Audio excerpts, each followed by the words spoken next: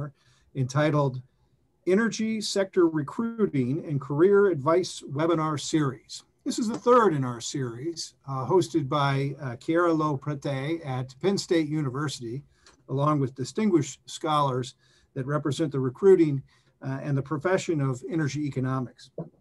First, a little bit about the United States Association for Energy Economics. We are the largest affiliate of the International Association for Energy Economics and provide a wide variety of products and services to our members, such as a professional journal, quarterly newsletters, conferences, and virtual events like you're seeing today. If you're not a member of the association, we do welcome you to visit www.usae.org and check us out. A few housekeeping matters in regard to today's webinar before I hand things over to our moderator. First, this webinar is being recorded for those that cannot participate in today's live event. If you have questions for our panelists, please use the Q&A button at the bottom of your Zoom window and post your question. I've allocated sufficient time at the end of this webinar to address your questions. And now I would like to introduce you to our moderator, Dr. Chiara Prete, Associate Professor of Energy Economics at Penn State University. Chiara, over to you. Thank you, Dave, for the introduction, and thanks to all of you who are joining us for the third episode of this webinar series that focuses on energy sector recruiting and career advice. It is my great pleasure today to welcome Anna Ebers Broughel and Catherine McLean. Anna is a renewable energy economist at an engineering consulting firm, Tetra Tech. Her most recent research reviewed over 60 international energy scenarios for 2040 and beyond, developing 4 main scenarios for post-COVID-19 energy futures. Prior to joining Tetra Tech, she worked at the US Department of Energy as a Science and Technology Fellow. She holds a PhD in economics and policy from State University of New York in association with Syracuse University, where she was a Fulbright scholar. She completed her postdoctoral training at the University of St. Gallen in Switzerland and at the University of Maryland College Park, where she researched social acceptance of wind energy and other energy technologies. Catherine is the founder and CEO of Dill & Green, a talent acquisition consultancy placing professionals within the clean energy industry. She worked at the United Nations, developing relationships with governments on public-private partnerships, and later took on a job as a consultant at Acre Resources, which is a global recruitment firm focused on energy and sustainability. She started her own companies. She started recruitment business McLean Ross in 2011 with a core focus on placing sales and marketing professionals within the energy industry. And then more recently, she launched Dill & Green in 2019. I'm also delighted to introduce our 2 student panelists today, Imani Murray and Joshua Kaiser. I'll start with Imani. Imani is a senior studying material science, engineering, and Chinese at Penn State. After graduation, she hopes to attend grad school to get her PhD in chemical or materials engineering. And she would also like to start her own company focusing on sustainability research and pollution absorption. So this is really a great fit, and I'm happy that we can combine all of these panelists today. A fun fact about Imani is that she's scared of heights, but she has been skydiving. And Josh is from Allentown, Pennsylvania. He's majoring in energy business and finance at Penn State with a minor in GIS. His dream job is to finance solar energy projects in developing areas of the world that may not have access to an electricity grid. And interestingly, He's also been skydiving. I don't know if Josh is afraid of heights, is scared of heights, but he's also been skydiving not once, but twice. So our two panelists have these like shared interests in common, not just renewable energy, but also skydiving. A few words about the structure of the webinar, which like you know, this is really meant to be more of a conversation between our students and our guest panelists. Anna will get things started. She will tell us a little more about her career path in the energy industry, and that for about 10 minutes or so. Then we'll hand things over to Catherine, who will also give us an overview of her career path, and especially like she will talk a little more about what it is like to start her own business. And then she will also share some recruiting tips for students who are interested in entering the clean energy space today. In the second part of the webinar, Imani and Josh will get to ask their own prepared questions to our two panelists. And then finally, as always, we will open the floor to questions from the audience. If you do have a question related to recruiting and career advice for one of our panelists, please do ask your questions in the Q&A box, clarifying if that's for Anna or Catherine, or maybe both. I will be monitoring the chat during the event, and I will share your questions with our panelists. Finally, a link to the replay will be available after the event. So if you have to hop off and go to class, no worries, because a link will be shared after the event. I think that's everything in a nutshell. And so I'll hand this over to Anna first. Hi, everybody. Great seeing everybody. Thank you for having me. Thank you for inviting me, Chiara. I was joking earlier that it's a very easy sell to invite someone to talk about themselves for an hour. So I'm happy to share my path in renewable energy economics that I've chosen about 10 years ago. So you who are undergrads right now, don't worry, you still have a lot of time to enter energy industry. However, at that time when I entered, it was in Germany, it was 2009. I was just graduating with my master's, and I wrote a master's about environmental situation in Mexico when it is trading with other countries like Canada or the US, testing the hypothesis whether we are witnessing environmental race to the bottom or environmental race to the top. So I opened a can of worms in the sense that I really got interested in this topic, joined and started a student chapter of OIKOS, OIKOS. It's an international Students for Sustainability organization. You might have a chapter in your own university, or you might also start one. We started organizing Days of the Environment, inviting local vendors to the university, showing how they're producing and manufacturing or just offering environmental services. And after that, I was facing a struggle, finding a job. And I didn't have any help in the sense like family or friends in the region. I was from a different country, but I really wanted to stay there and get some exposure to German engineering and manufacturing. So I wrote probably about 150 applications, and I didn't get a single interview. Luckily, there was a mentorship program, Women Mentoring Women at my university, and I applied. This was all pretty much done in parallel to me writing the master's thesis. So check out if you have a mentorship program at your universities, because these are really, really powerful. This is a way to get your foot in the door when you don't have anybody else holding the door open for you.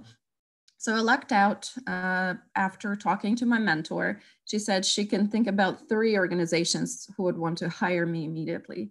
And this is how I landed into International Solar Center Constance. This is a private research center that was researching bifacial solar cells. It's an advanced solar cell concept. And I knew nothing about solar technologies, and it was a great crash course. By the way, Josh, this is when I started working with developing countries. I worked in Tanzania, India, and Cameroon, transferring technology that's been developed in Germany to these countries, helping organize projects and trainings so that this technology would be used and manufactured in the developing countries rather than being imported. So a little bit of luck, a little bit of elbow grease, and I decided to continue my education like Imani, who wants to do a PhD. I also wanted to do a PhD. And one of the reasons were because I loved science. The second reason is I really wanted that doctor title. And the third reason is that I saw that there are a lot of opportunities in research. It's a booming field. It was mentioned before that I reviewed 60 energy scenarios, and all of them pretty much predicted that electrification, new technologies will be booming, renewable energy and energy efficiency. So it's really good to be focusing your study on the field that is a growing field. After financing my own PhD, I didn't have to sell a kidney, but I was very close to that point.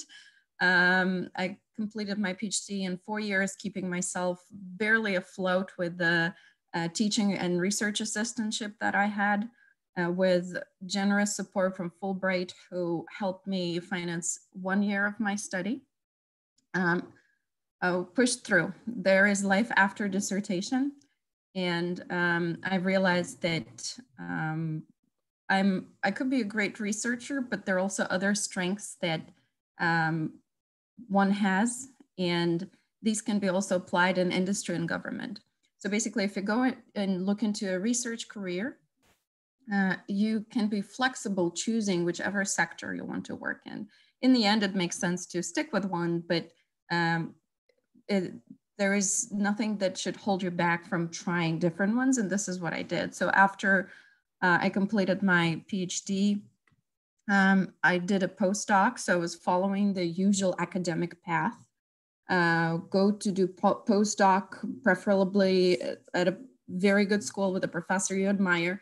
And I'll tell you a quick story about how I got my postdoc. It was through LinkedIn. So I was looking at who looked at my profile. So I left my profile settings in the way that I could see who was checking me out. And there's this amazing professor whom I met in Germany when I was studying there, who looked at my profile and was like, what is this guy looking for? Maybe he has a job. I reached out to him and I said how much I enjoyed reading his last publications, and you can never go wrong with that. If you tell a researcher that you've read their publication, you get their attention, trust me. So, and he indeed was searching for a postdoc, and without this time having to write 150 applications, I got my postdoc. He was also instrumental, so Rolf Wustenhagen, University of St. Gallen, he was instrumental in me getting my second postdoc at the University of Maryland College Park, where I transferred in the final year of my postdoctoral fellowship. Then I had to take a career break. I was at home for half a year with my second baby.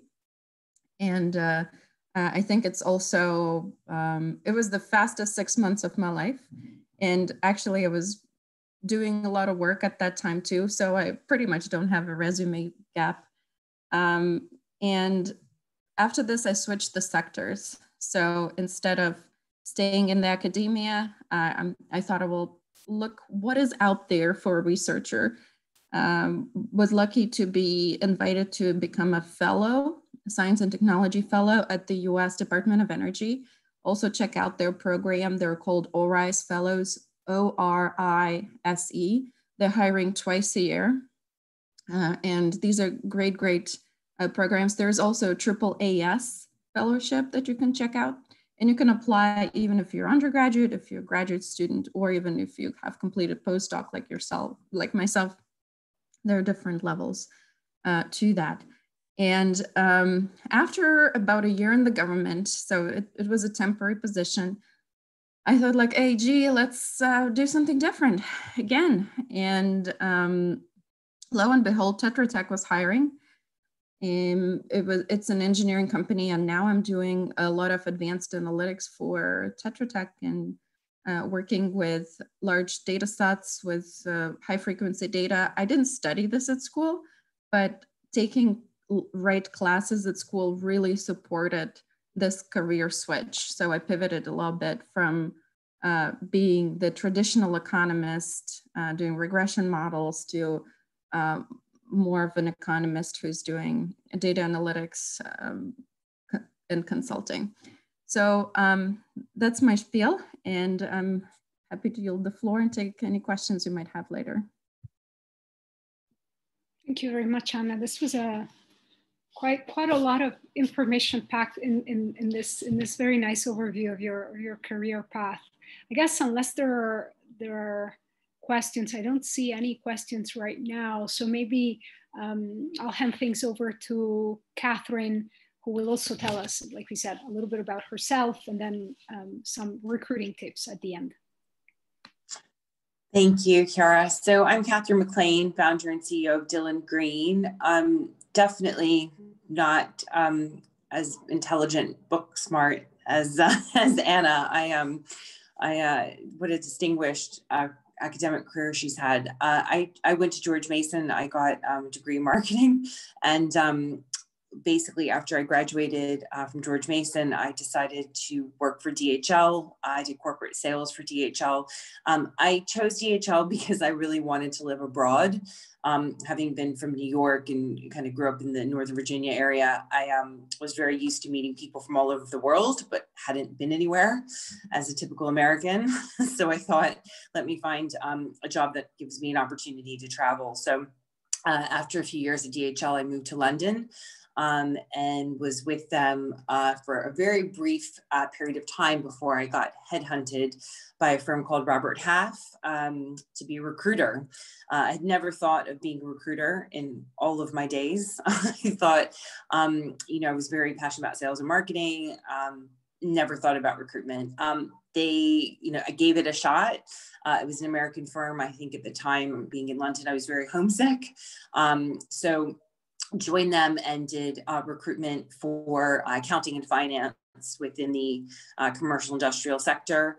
It went well. I excelled at it and got promoted to open an office in Dubai. Got out to Dubai and the recession hit, the big recession. I also realized, Dubai is a great place, but it wasn't kind of where I wanted to be. So I went back to London and decided to do, I was going to do an MBA, and I actually decided to do a master's in public health, nutrition. And the reason why I did that was I was always passionate about nutrition from a public health perspective, and thought, instead of doing my MBA, I'm going to kind of go into life outside the business world and see what it's all about. So did my degree, was pretty much the worst student in the class. But what I did manage to do was get myself and numerous other people in the class internships all over the world.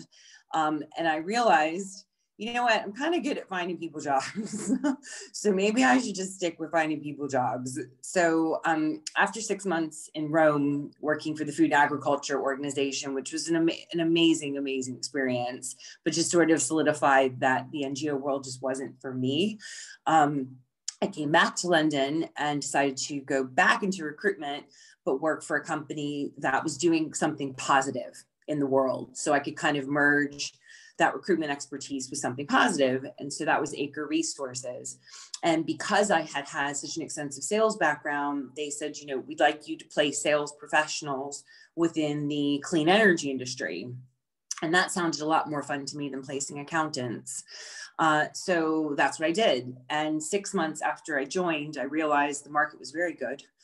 This was at the height of the oil and gas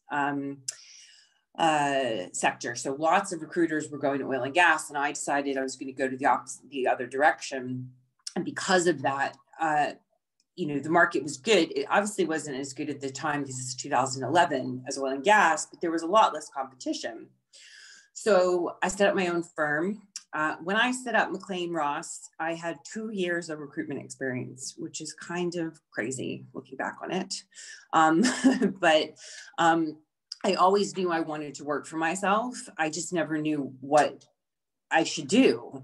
And so I think one thing I always tell people is, you can have all the best plans for yourself, both personally and professionally, as you like, but life is what happens when you're making plans for it. And you have to kind of give yourself, keep yourself open to other opportunities as and when they present themselves. So I set up McLean Ross, and then after a couple of years of doing that, I sold a majority stakeholding in the firm to a larger recruitment company in the UK, and they merged me with one of their other energy businesses. There was kind of a few issues with that, in the fact that that business also did oil and gas recruitment, and they lumped everything energy into the energy recruitment firm. So that firm was JDR Energy. I was McLean Ross. We became JD Ross. It didn't sit well with me because I obviously wanted to focus on clean energy. So decided at that time to come back to America. I had been gone for about 12 years at that point. Came back to New York and ultimately quit, walked away from everything involving that business and set up on my own again. And this time I decided to call the firm Dylan Green. Dylan was who I was pregnant with when I quit my job. He's my son. And Green after obviously clean energy. And I think that what I decided to focus on, having been in renewable recruitment for almost a decade at that point, was I wanted to focus on diversity, equity, and inclusion within renewable energy. I had been working in boys clubs my whole life and was a bit pooped, quite frankly, and thought I had a lot of value I could bring to women in the industry and help them kind of avoid some of the pitfalls that I had encountered. So that's what I've been doing the past, it seems like the past like several years, but it's only been, oh my God, it's like less than 18 months that I've been doing it. And I have learned a ton, and it was very interesting timing, obviously, because little did I know what was coming down the pipeline around the importance of diversity, but also the importance of clean energy. And I think that COVID has actually given me a platform because I don't have to travel anymore. I've created a video series around diversity, equity, and inclusion in the clean energy industry. And it's allowed me to reach an audience that would have taken me a lot longer to reach on plane, train, and automobile. So I'm just I just feel really, really grateful to have, that triple bottom line, which is people, planet, profit, that I do every day. And I just feel very grateful that I get to do that. So that's me in a nutshell. I'm now based in Arlington, Virginia. I guess as far as recruitment tips are concerned, I think some of the biggest mistakes I see people make when it comes to finding a job is they're very reactive instead of proactive. And so what I mean by that is when you apply for a job online, it is very difficult to get that resume in front of a hiring manager, especially depending, the level of seniority. So I always say to people that if you apply for a job online, great, but you have to follow up with somebody within the business. So whether that's an HR manager or a line manager, you have to apply, let somebody know in that business that you have applied, and is absolutely imperative. The other thing I think is that it's important, in my opinion, to network. You would be really surprised about who you have in your network that can help you if you just tell them what it is that you're looking for. And I think, you know, there are often times when you just shout from the rooftops, I really want to be in this, this, or this. You'd be really surprised when somebody's like, actually, I know somebody who knows somebody who may be able to help you. Those kind of conversations can often lead places that you wouldn't necessarily think. I think you also need to be very open to karma. And so what I mean by that is you have to always think about how you can help others as well as helping yourself, because I really, really believe that a big way that I've been so successful in my career is by being the anti-recruiter.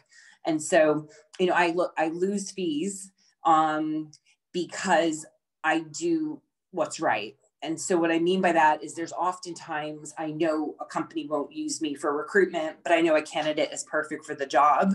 And I will literally hold their hand so they get the job, even though I don't get a fee, because that kind of attitude of like, it's bigger than just me. It's about growing the clean energy industry. It's about placing more diverse candidates. Like, that's just good karma. And I think that it's always come back in leaps and bounds because people don't forget that kind of stuff. And I think it's the exact same way when you're looking for a job.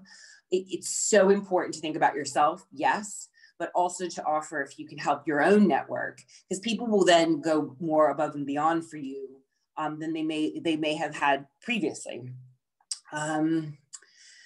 So that, I mean, I could talk about recruitment tips for about 10 more hours, but maybe people have specific questions.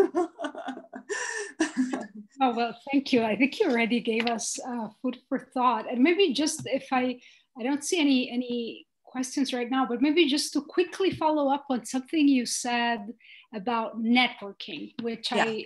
I completely agree with you. I think that it's such a big piece and it's so important. So we are now obviously in a bit of a different situation than the one we would usually find ourselves in. So would you have what tips would you have for students who are trying to expand their network in COVID times, where obviously that is very, very, I mean, it's much more challenging than under normal circumstances? I think it is more challenging than normal circumstances, but I also think if you know how to navigate it, it can actually work in your favor. And so what I mean by that is, like, we have a more captive audience than ever before. We're home all day, right? So like, you know, you do actually get a hold of people that you might not necessarily have gotten hold of. For me, I think networking groups have been amazing. So things like Women in Renewable Energy, Women in Clean Energy and Sustainability out on the West Coast, I do a lot with, you know, and then there's obviously organizations for there's the Association for African Americans in Energy, there's the Hispanic Americans in Energy. I mean, you name it, there's like a group for you. So one thing I said to somebody the other day, who was a diverse candidate, I said to her, have you networked with people like, you know, from where you're from? And she was like, because she was from quite a niche place. And she said, oh, it didn't even occur to me. And I said, well, why don't you reach out to people like who look like you, who have had a similar journey to you, and ask them for help, you know? And it actually worked well for her, because I think people want to help people that they have like a certain kind of common interest with. But I think when I think of networking, I do definitely think of networking groups. So literally putting something in LinkedIn that are words that are relevant to the kind of people that you want to be involved with, and making sure that you're involved in those networking groups. A lot of these virtual groups are very reasonable to join. And also, if you're a student, most of the time they're free. So that's a great way to get involved in all different kinds of virtual events, mentorship programs. And it's a much warmer conversation when you can say, hey, I saw you speak at this webinar, you know, would you be open to talking to me for 15 minutes? Or, hey, you know, your company looks really interesting. Can I have a discovery call just to learn more about them? So does that answer your question? Yeah, it does. Yeah. Thank you. I think that's really helpful. You gave us a number of out there, a number of companies, or not companies, excuse me, a number of groups that we can kind of look into to establish networks. Okay, so maybe how about maybe now we'll get to our two students who have questions, and I'll ask maybe Imani to go first. As you know, Imani and Josh, they've prepared some questions ahead of time, and I've shared the questions with both Anna and Catherine, and so now would like to hear their answers, I guess, right? So Imani, why don't you go ahead first? Yes, so thank you so much again. Just listening to you both has been very inspirational. You are both very empowering women. As a woman myself, I just love hearing and seeing from women that are doing amazing things in this world and so focused on empowering others. So Anna, I'll start with you. My question is, what advice do you give to students who fear facing imposter syndrome within the workplace, within school, just those types of environments? Well, it's interesting that you asked, because I feel like I have this imposter syndrome, and it's still with me. And I don't know if I'll ever get rid of it, and that's okay, because this is something, it's just good to know that a lot of people have it and they can be successful. There were a couple of tidbits that I wanted to share with you in that regard. And I also think that sometimes women tend to be more critical of themselves and think that they do not belong in a certain place. So I want to assure you, if you have been invited to that room, you have earned place behind that table. So don't ever hesitate about that. There's another thing that I always tell myself, like I love being the stupidest person in the room. I really get high on that. If I have, well, I sometimes teach. That's when I'm the professor and I'm supposed to know better. But most of the times in my profession, I was the stupidest person in the room. And this is a growth opportunity for me. There's another saying that I really love. It says that you're the average of two people whom you interact with most. So you can make friends at work, you can make friends at school, make friends with a professor, a person you admire, make friends with someone on Twitter, and interact with them. You will, I feel like this imposter syndrome will become smaller once you grow yourself professionally and have that network. There's something like a cute thing that I'm doing whenever I receive kudos. I have a kudo folder. I sometimes screenshot nice things that people told about my work, about a publication or a presentation or something else, something I did. Good to look at it. I'm a visual person. I enjoy visual representation of success. So this really helps.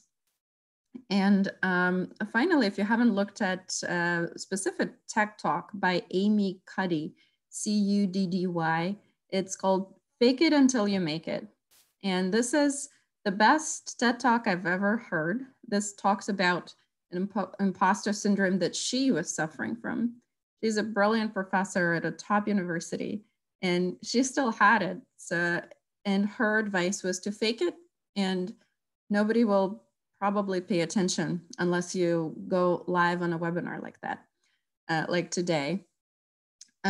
So I guess that the biggest problem is when you suffer from this imposter syndrome, but you're not even in that room.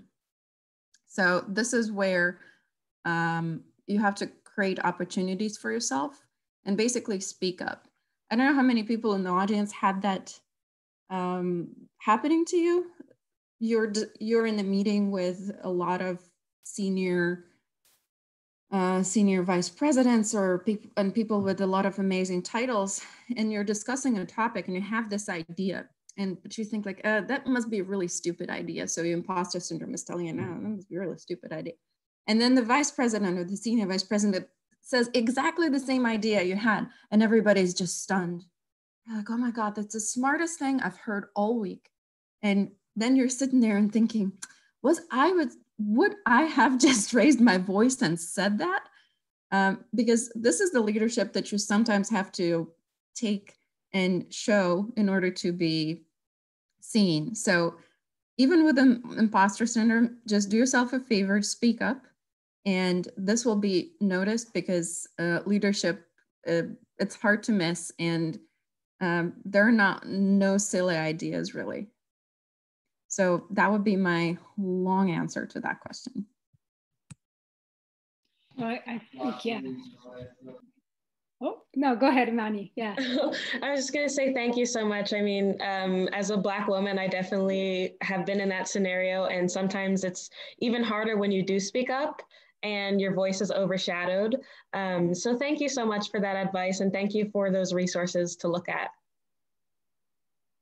Yeah, I agree, fully agree. I think she gave us a lot of resources and interesting thoughts on her personal experience and things to follow up. And maybe just a very quick question. I know this wasn't a question for Catherine, but I was really interested in what you said about your focus on diversity and the fact that you really want to tackle that aspect. So is the imposter syndrome something that comes up a lot in your kind of interactions, and what would be your take on this? Yeah, massively. Like, I massively struggle with it. And unlike Anna, like, I would say something and then somebody in the room would be like, yeah, you sound like you're kind of complaining. And then 10 minutes later, a guy would say it and it was the best idea that was ever suggested. I spent years with a mentor to try and learn how to speak to a male audience to be heard as not complaining, even though I was saying the exact same thing they were. I think the biggest difference I've noticed with recruiting heavily with women versus men is it is a lot of coaching and hand-holding, even the most amazing senior women, because they just never feel they are as qualified as a man. It's just a fact. And even when I look at job descriptions, like even when I'm speaking to women about jobs, just giving them the confidence that, yes, I know that you don't have 110% of qualifications. That's okay. You don't want a job that you have 110% of qualifications because you'll be bored, right? So it's just, it's just been really, really interesting. I think it's been good for me, actually, because it's made me realize through this journey of working with women that it isn't just me, that this is, a trait that we have for whatever reason that we have to deal with. So. It's a fascinating conversation. Thanks to Imani for bringing this point up. I think it's a very, very important topic to discuss. So thank you. Keep speaking up. Keep speaking up. That's right. Okay, so Imani, why don't you go ahead and now ask your second question, and then we'll ask Josh to chime in. Of course. So my next question is for you, Catherine. You are the founder and CEO of a company. You have done that in the past too. So really amazing things that you have done, especially as a woman. I mean, as I already said, I love seeing women in these places where they are helping others. And I loved your point on karma and doing good things and those things coming back around to you. So my question is, how much of a factor is diversity when recruiting in the clean energy sector? And you kind of touched on it a little bit, but just more points that you could have on it. Yeah, absolutely. I think that there is, when you're outside looking in, you think of our industry as a very environmental, social justice, like what we're trying to do is clean up the environment. So, like, obviously we're going to have like a rainbow of people doing that. It's shocking, the statistics, when you look at it. I think it's 8% are African-American within the solar industry. So I think that what this year has shown the industry is, first, we have to have some super uncomfortable conversations, which I'm very good at having with my clients, because a lot of people come to me and think that they can ask for a certain specific skill set and job. And they just were like, we'd like this, but a Black woman. We want this exact job, but a Black woman. And I'm like, okay, well, that's wonderful. So we have 8%, as I mentioned.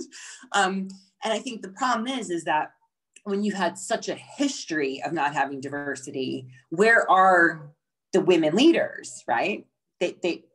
Right? It's easier actually for me to find a junior engineer woman than it is to find a senior, because I think the industry is shifting and there are more diverse and candidates coming in, more women coming in. So I think the problem is the pipeline is there, but the existing infrastructure isn't. So when I get asked for these things, but in a diverse form, I get very angry. So what I try and do with clients is say, okay, like, what about this? Like, is like an absolute must have. Like, can we look at skills and attributes versus experience? Can we look at industries like oil and gas? Can we look at industries like banking and finance? Military. I've just done an interview with somebody who runs a program called Veterans Advanced Energy Program to getting military vets into the clean energy industry. Like, so where can we be looking to help grow this energy transition? Like, what are their sectors? Because we cannot be like, we cannot not let anyone in, because I am overwhelmed with jobs. And like, I am quite terrified, quite frankly, next year. Like, the market is already strong in clean energy despite Trump. So now that we have a president that actually acknowledges climate change, that's awesome. But I mean, it's just going to get more busy. So we're going to have to let someone in at some point. So I think what I've realized this year is that the number one thing I keep getting told is, well, we would like to have that person, but we can't train them on solar because it's so complicated and it would take forever. So, which I completely disagree with. So what I'm trying to do with some of my clients is to say, why don't we get two people in the organization on the inclusion piece that are like, hey, I'll train them. Let's get diverse people in. I'll spend 6 months training them on X. My colleague will spend 6 months training them on Y. Let's get them in. And so I think when we have that inclusion piece, it allows us then to get rid of a little bit of the excuses around why we're not hiring the diversity piece. So this is what I do on a daily basis. But I think also what I do, you know, I got myself in a bit of a weird situation over the summer because I think people had come to me so much for diversity that I wound up almost having white male candidates that I thought would be good for roles that I literally couldn't represent because I had clients saying, don't send me white males. And I think I've also pushed back on my clients a bit and said, look, I'm not going to also run an agency that's discriminatory to another group of people. Like, it's my job to show you a diverse pool of candidates. I have a 50% commitment. 50% of the candidates I send are women or diverse candidates. So, you know, I'm happy to do that, but it's my job to show you a pool of candidates, not at the exclusion of another. Some of them have gotten bored with that and some of them haven't. So does that answer your question? It does. So if I can go a little bit deeper, do I have a little time? Okay. I heard you talk about the pipeline. So with my org, I actually am the president of the National Society of Black Engineers at Penn State. And so we a lot about that pipeline. And so you said that it's not really the pipe infrastructure. Where do you think that pipeline should start for those people who are, you know, who have the skills but lack the knowledge in that specific field? Where do you think would be the best place to start? So say that again, Imani. So I didn't understand your question. Do you mind just repeating it Okay. Yes, so a pipeline. You kind of said that it's really the pipeline and infrastructure that are the places where you're lacking the diversity that you need. So where do you think would be the best place to start in those people who have the skills needed, but like the lady you talked about who didn't have the solar background, where do you think would be the place for them to start getting those skills if they can't get it from school or, other resources? Where is that place for them to start? Yeah, well, I think the first step is doing what you're already doing, being in a group that is, in the same situation as you are, right? So you can work together collectively to make a change, like to get to where you're trying to go, that alumni, as it were. I've seen some incredible people in my space do some really incredible things by getting themselves into a certain position, albeit a fairly junior position, but getting themselves in to a company in a junior position and then taking people with them, right? There's a guy that comes to mind, you could check out, Miles Braxton. And so Miles runs an organization called Black Oak. And so he, I think he did like 35 applications trying to get in to organizations and was told no, finally got in. He's become incredibly successful within solar, very, very young still. And what he has done as a result of that is helped other young Black professionals try and have a less hard time than he did trying to get into the space. So I think it's using that network that I was talking about before, networking. As far as getting the actual skills, I mean, that is just going to take time. Only with time do you get the skills and the experience. I don't know if that really answers your question. I apologize. I'm not trying to. No, it did. you did. So thank you for that. Okay. Check out Miles Braxton. Thank you both. I think really Miles highly. Braxton. Are you trying to get into the renewable energy industry or? I would not say that. I'm more into sustainability, so pollution, climate change. But I do research right now, and hopefully I can continue that research into my PhD. So I'm not close to it. I'm open. Okay, good. Yeah, that's what we like. Wonderful. So there's a question kind of following up on the same theme, and I see that Anna has raised her hand as she promised she would. The question is from Hamed, who asks, what do you think about comparing oneself to other professionals on LinkedIn and try to rush to climb the career ladder? And Anna would like to answer this question. Thank you, Ahmed, for that question. I can also quickly address the previous question that you have submitted about consulting and how does engineering consulting look like. So let's start with LinkedIn. It is an incredibly powerful tool. And I started leveraging this fully, I would say, earlier this year. And comparing yourself to other people professionally is probably a valuable thing, in the sense, like, what are the skills that they have for the jobs that they have that you want to have? However, I wouldn't take that to the next level and start comparing everything else. So I think it could be a little bit depressing, and we don't know what other people are going through. That's why I'm keeping my LinkedIn research mostly to comparison of skills. And basically I'm reading LinkedIn instead of news, because this is my best news resource. I'm following a bunch of people I admire there, and they are sharing the most amazing content. So to your first question, I wanted to dispel that myth that consulting and business is just a consultant coming in and doing a bunch of PowerPoint slides. That behind these PowerPoint slides, there is a lot of technical work. And if you enjoy this technical work, you can often stay within purely technical job at a consulting company. And you will just use your engineering skills there. However, there is always a management branch. So often in consulting companies, you have two options after the introductory level. You can stay with your within your technical field and be an expert in a certain question, or you can go the management direction. This is when you will be responsible for business development. In other words, raising more funds for the company, finding new clients. And it is surprising, but often managers are better remunerated than purely technical people.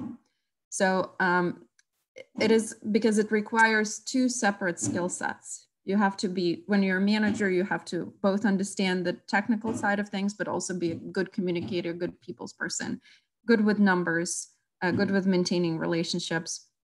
That's why this could be even a more challenging job. Thank you for the question.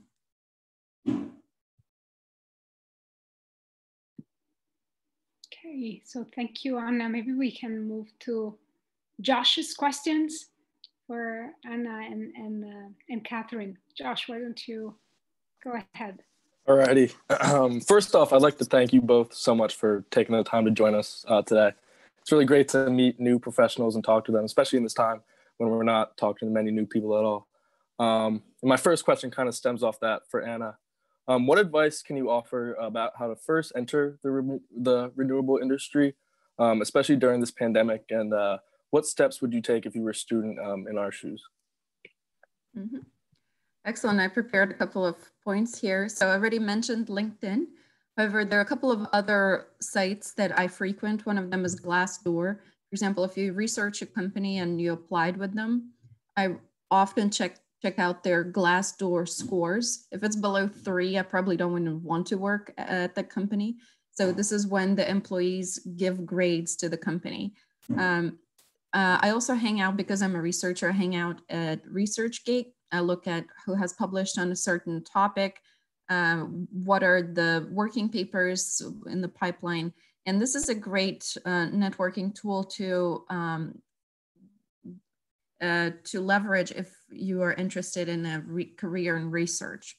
I already mentioned there are a bunch of student organizations that you can join and just grow as a sustainability professional more broadly. One of them I'd like to highlight is Clean Energy Leadership Institute. It's kind of hard to get in right off the bat, but they offer a lot of programs that are targeted towards undergraduate and graduate students. And in the future, you can get in. So that's the idea. You can volunteer with them. There is obviously USAEE. It has a lot of student chapters, and you can start one. So there's nothing that speaks better about your leadership skills than starting a new thing.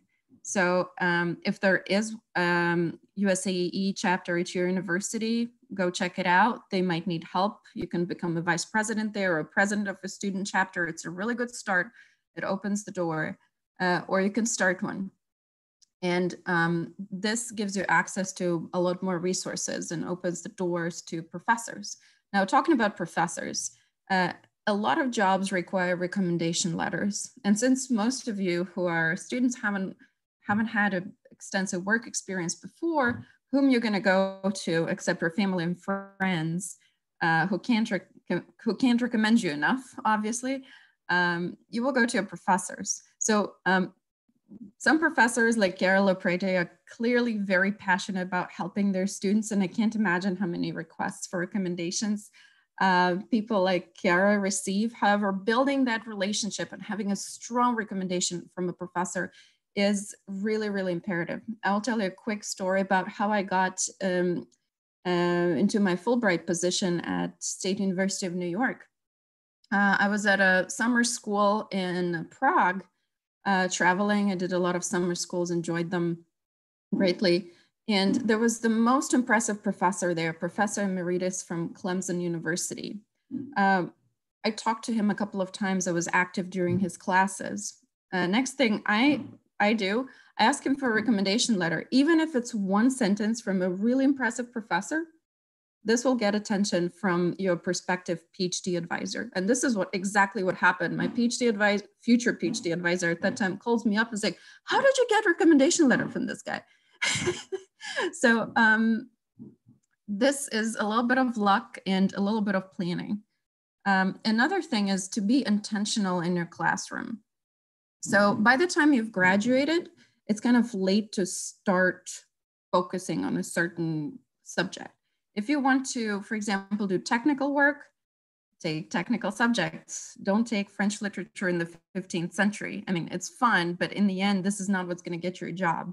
So what I did in my PhD, when I entered, I already had a 2-year master's behind my belt. So there's been a lot of graduate study that I already did. However, I entered and I said, I'm going to take every single applied statistics course there is at Syracuse University and at SUNY SF, which I did. And this built the foundation. So basically what I did 10 years ago built the foundation of what I'm doing now, which is working on advanced analytics at an engineering consulting company without being an engineer. I'm an economist. So this intentionality is something that really is useful in planning your career. However, I really liked Catherine earlier remarked that you can plan, but be ready for all sorts of big surprises. Gotcha, thank you. That was really helpful. I'll definitely check out some of those resources, and especially the USAE one at Penn State. I have to see if that's a chapter or not. We'll see. Thank you. And I really appreciate the fact that, I think your word in being intentional and being present, I think it's so important, right? And do like establish connections, thinking that can really be helpful in the long run, even if maybe you don't see the advantage right there. I think it's a very, very fair point. Josh, we are kind of approaching 2 p.m. So I know that Josh has another question. And then after that, we'll see if there are other questions in the audience. And if not, we'll end it there. Josh, why don't you go ahead? And then for Catherine, my next question is, throughout your experience as a green energy recruiter, are there skills that you've seen that maybe energy companies don't value as much? And are there any new emerging skills that you think that they may become important in the coming years? Ooh, it's such a big question depending on what area that you want to go into. Do you have anything specific area that you're talking about? Maybe like technical skills, like software or stuff like that. Yeah, I mean, I definitely think that I've seen a big increase in things like, the buzzwords, machine learning, AI, people wanting, I get asked a lot for advanced analytics, like advanced Excel, people wanting more and more Excel capability. I get asked a lot for things like Tableau, business objects. I think the industry as a whole, like the world as a whole, is becoming more and more digital. So the digitization of the grid, for example. So things like, software as a service. I've seen a huge increase in that sort of space within the clean energy industry. Finding ways to, again, mine this energy data that we have so much of in a better way to make sense of it in order to produce better products and services for customers. So I don't know if that answers your question. Yeah, it does. Thank you very much. Yeah. We do have a question from David, who asks, what would be your suggestion for graduate or PhD engineers to apply for having the biggest impact in fighting climate change? Is that for me or Anna? It doesn't really say if the question is for either one. So Anna, you maybe answer that. I will give it a shot. It's a two question. So maybe the second one will be more for you about starting an economist answer. The best place to start fighting climate change is where you have a competitive advantage. So you say you're a PhD engineer I don't know, is it electrical engineering, mechanical, civil, or some other type? So basically, climate change is such a big issue, and you can start with working with this pretty much at every end. So imagine this is like a huge pie, and you can start biting off little pieces on a certain point. Of course, if you come up with a new invention, if you invent new technology that is highly scalable, if you help us solve our battery and storage issues, transmission issues, if you figure out a new material that will further drive down the cost of renewable energy, these will be amazing discoveries. Obviously, these can be done in the lab. However, all of these discoveries also need to find their way to the market. And being a shepherd of a certain technology from the lab to the market is also a very important point. Marketing people are important because you have to find clients who will be who would be using this technology. Being a user is important. So basically, there's a whole value chain of technologies from being invented to the point where they're market ready that an engineer could contribute to. So just figure out what is your competitive advantage and go for it. So we are kind of reaching, we generally end around 2:05 or so. So I would like to ask you a question, the same question to both of you. And this is like a one sentence kind of answer. If you look back, what advice would you give to your younger self? Say Anna or Catherine, just out of school, just out of college. What advice would you give now in the position where you are right now? I would just be kinder to myself, just kinder and to myself. And I would tell my 40-year-old self that as well. Okay.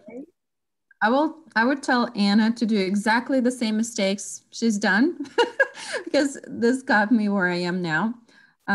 Zero regrets. What I would tell myself as a researcher is to start publishing earlier. So publishing is a very long process.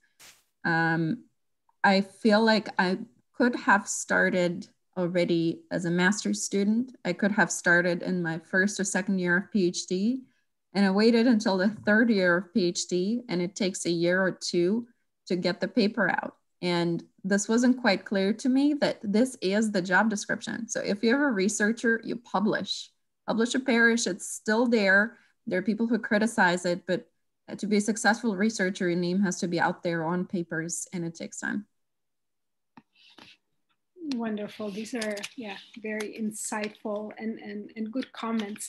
I see that there are two, three more questions, but maybe in the interest of time, I would say that maybe if you're willing maybe to follow up with students who may have questions, I'm happy to share your email if there are, like, again, follow-up questions on specific things that came up during the webinar.